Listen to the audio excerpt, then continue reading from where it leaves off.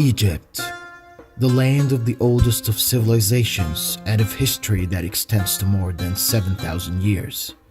It's a country that is extremely rich in its cultural background.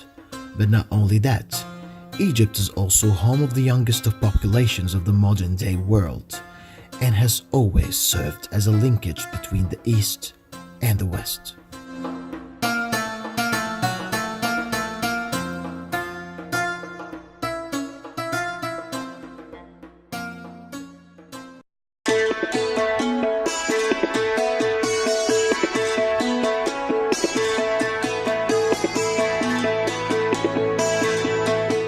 Cairo was the city that you would imagine as an American coming to Egypt and what you would see.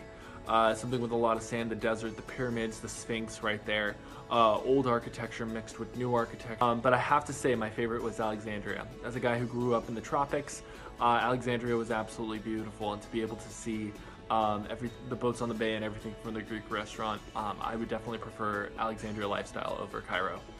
My first thoughts of Cairo, I knew it would be in like a desert-like place, but I had never realized what a desert town would be. And so it was actually really amazing to see it and, see this historical city and area. Alexandria, I didn't realize how big the Mediterranean influence would be. And so it was really amazing to see this beautiful city on the water, a totally different vibe from Cairo. So it was great to see both and contrast them. I thought it was very warm and welcoming. Everybody there was very friendly, and it was a place that I had always wanted to go since I was a child.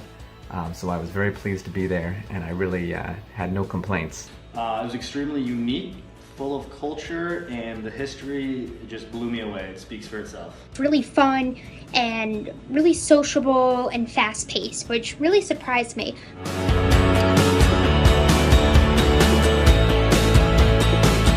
My Egyptian roommates were awesome. My first one was with him. And, we talked about everything, fashion, shopping, love. And then my second roommate was Mena.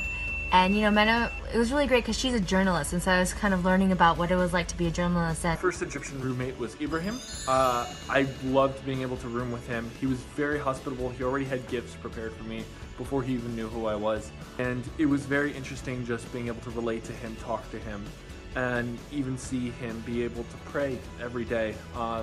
And he was very meticulous and very religious about it, and I think we were both respectable of both of our traditions. I had Amr Sita as my roommate, and we really connected. In fact, it was one of the most valuable parts of the trip to me.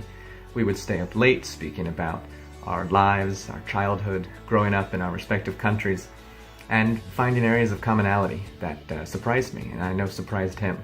My roommate was Ali, and he was one of the most kindest human beings I have ever met. I hadn't known him for 2 hours, and he was already trying to carry my suitcase to our hotel room. I told him that's unacceptable, and he did it anyway. Egyptian food was so good. I definitely overate. I really liked how on the bus we had things, I think they're called like chutis, but basically it's like a lot of carbohydrates all mixed together, and I think it's street food. It was so good.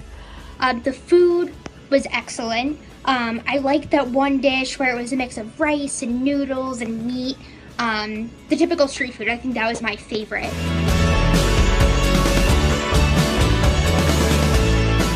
I would definitely visit Egypt again. Oh my gosh, I would definitely visit Egypt again. Absolutely, easy answer there. I definitely want to visit Egypt again.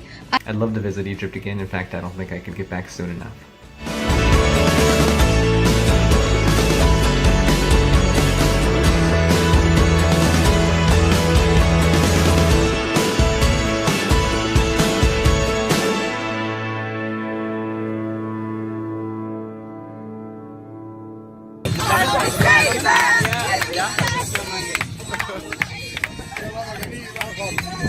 Oh, yeah.